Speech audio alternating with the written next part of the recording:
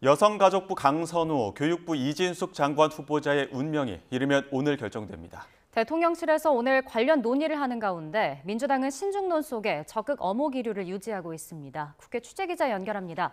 박정현 기자, 정치권 시선이 여전히 강선우, 이진숙 후보자에게 쏠려 있는데요. 분위기 변화가 있습니까? 네, 어제 이진숙 장관의 자진 사퇴를 요구하는 목소리가 당내에서 또 나왔습니다. 신명 강득고 의원이 자신의 SNS에 교육부 수장은 단순한 고위공직자가 아니라 교육 미래를 책임지는 자리라면서 연구 윤리 위반과 반민주적 행정 이력, 전문성 부족은 중대한 결격 사유라고 지적했습니다. 윤석열 정권의 인사 독주를 비판한 민주당이 무조건 임명해야 한다고 접근하는 건 오만으로 비칠 수 있다고 강조했습니다.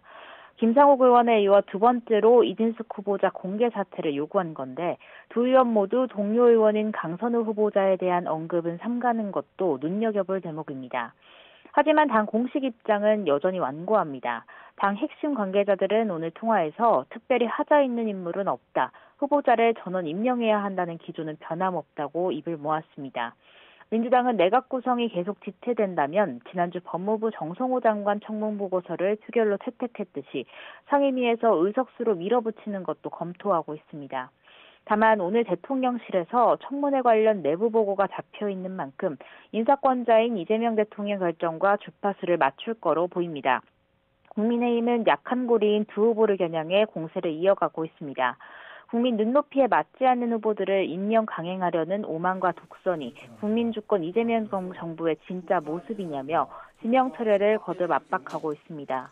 지난주 이재명 정부 초대 장관 후보자 16명의 청문회 슈퍼위크가 마무리됐고요. 여야가 합의로 청문 보고서를 채택한 건 5명뿐입니다. 여야 전당대회 소식도 전해주시죠. 네, 민주당 전당대회 순회 경선 오늘은 영남권입니다. 폭우 피해가 워낙 커서 현장 연설에는 취소했고요. 대신 어제에 이어 오늘도 여의도 중앙당사에서 온라인으로 정견 발표와 투개표를 모두 진행합니다. 어제 충청권 영선에서 정 후보가 62.77%를 득표하면서 37.23%를 얻은 박 후보의 사실상 압승을 거뒀습니다. 정 후보가 기세를 이어갈 수 있을지 박 후보가 반격을 펼칠지 관심입니다. 한편 당은 전국에서 폭우 피해가 잇따르는 상황 속 남은 경선 일정과 방식을 어떻게 할지를 논의하기 위해 오후 6시쯤 최고위를 열 계획입니다. 박찬대 후보는 수해 복구에 총력을 다할 때라며 일정을 미루자고 거듭 촉구했는데 정청래 후보는 앞서 경선 중단 시 혼란이 불가피한 만큼 차라리 일정을 당겨 원샷으로 하자고 제안한 바 있습니다.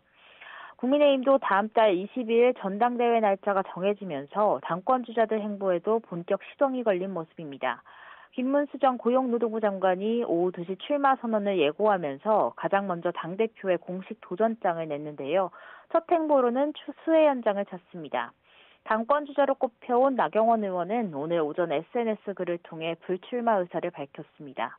당의 맞달로서 보수 진영 위기에 한 번도 물러선 적 없지만 분열과 무기력으로 당이 어려운 상황에서 감당할 역할이 무엇인지 고민해보겠다고 전했습니다.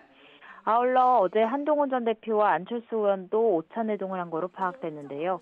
당의 극우화 움직임을 우려하고 공감대를 잃었다는 게 관계적 설명인데 향후 당권 레이스에서 두 사람이 연대할지도 관심입니다. 지금까지 국회에서 전해드렸습니다.